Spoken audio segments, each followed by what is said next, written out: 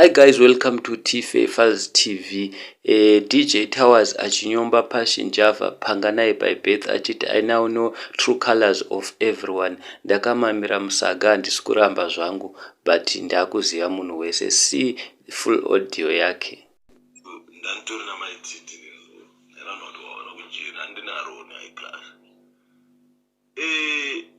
ndikatauza maititi inini ndinotoshutira mwari mafilm but kana ukabhaiza mupenyu unoona inini ndiri muceleb ndakuudza munhu yawasi muceleb ukaona ukakanganisa bvuma zvafanira ini seko rangu is too fake unozoti ndo vanhu vaitofonera profeta zvitaura Tawerz ndokumama but ndokudze zvokuti I'm very inozati ndikufarira zvaitika izvi because unozati one thing about me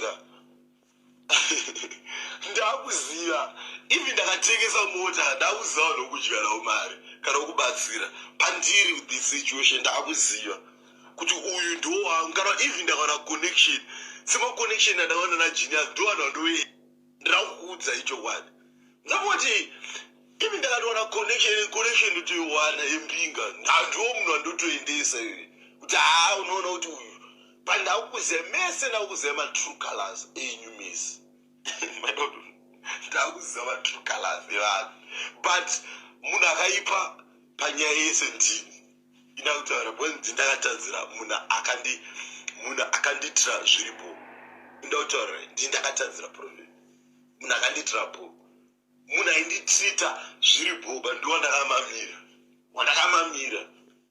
ndakatoitwa wena nereto wandakamamira ndakamamira munhu aindibatsira kumamira kuti handisina kunyepera ndatomamira mupoto kuti ndakatoda kunyepa kandoti ndakumamira no ndakamamira but chandoda kuudza guys anoregera kuti mwari hatisaona mwari ndakugara ndakudza hatisaona mwari.